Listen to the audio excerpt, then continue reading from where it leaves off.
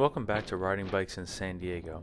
We are starting off on Meade here, which has the bike infrastructure. It has the lane, this roundabout. What cracks me up is that this is supposed to be a specific, bike path, but when you get over here, we don't have a bike lane anymore. We just have sharrows for this block, and we get a lane if you're going up that hill ahead, but not down the hill. These are the sacrifices we make for parking. I am going to make a left onto Florida here, and we get a bike lane here. And I really want to focus on gaps in the bike lane today.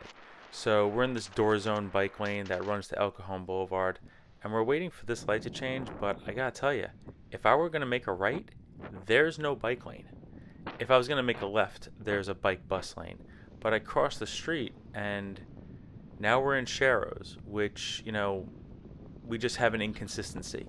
So people can ride a bicycle in the bike lane, but where are you going, in that bike lane? The people who designed it decided that, well, it's going to go here until, it stops. And then there are only so many options. There is a bike lane to go up that hill on Howard to the right of us. And, but if you're on Florida here, which is the only way to get over to University unless you want to go up a huge hill and take Park Boulevard and then come back down that hill. I mean, I'm not doing that today. I don't have a big mission today on this ride. I just decided that I wanted to meander around the neighborhood pretty calmly and maybe take some video of roads I hadn't been on. So I ended up on Florida here. And, it's a pretty busy road. Florida goes all the way down, cuts through the Morley Field, Balboa Park area, and connects to Pershing way down south ahead of us. But this is here in the neighborhood. It's a pretty useful route. I guess as much as any of the neighborhood streets that we have over here. I don't mind this driver of this white car passing me, doing the best they can with the design we have. I appreciate that they were following me for a while and really made sure it was clear before they went around me. No complaints there, no conflicts. There are no conflicts in this video. Sometimes that's okay, right? We are now on Lincoln, and I actually hadn't been on this before. I used to live over in this neighborhood. I'll point out the spot I used to be in.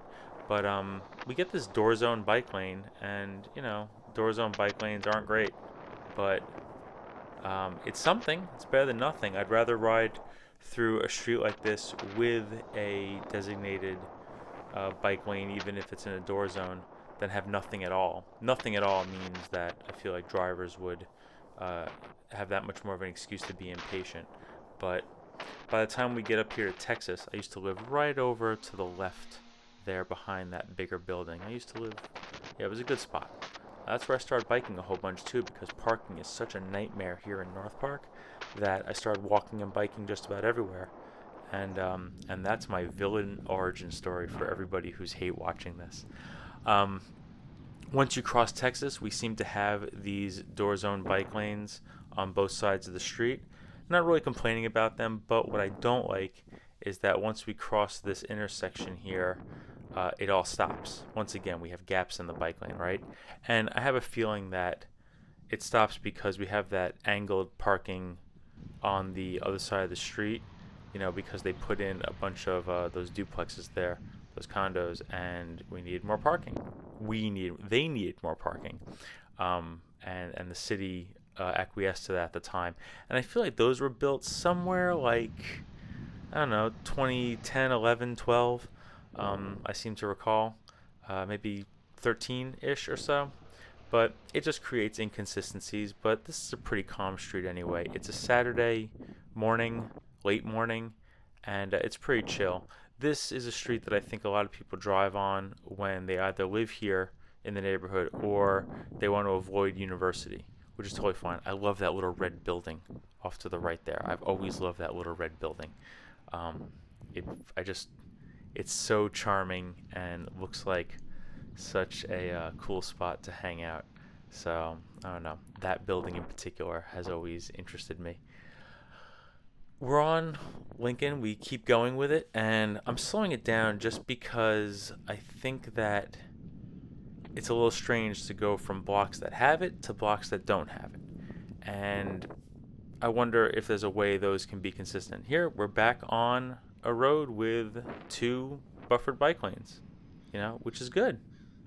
Of course, once we get to this light over here, which I believe is Utah, we're just going to wait for the light. I'll speed through it for you.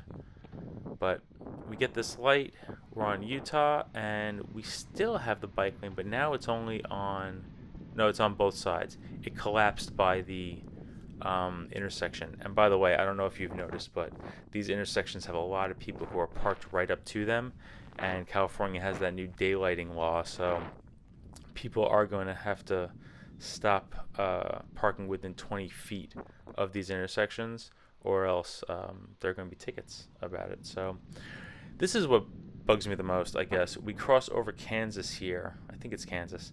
And the bike lane just goes away. This is the block that goes right to 30th that has some of the most robust infrastructure we have in the whole neighborhood. It's just strange when the bike lanes aren't consistent and don't connect, especially in those crucial last blocks before we get to a place we could connect to. But these are the things we think about while we drive less and ride a bike. Thanks for coming along.